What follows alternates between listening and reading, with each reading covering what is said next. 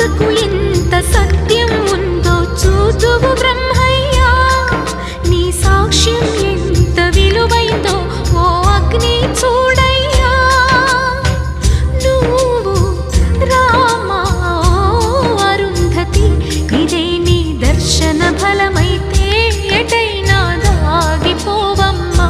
నిజంగా పెళ్ళికి బలముంటే సూటిగా ఇటు దిగి రావమ్మా.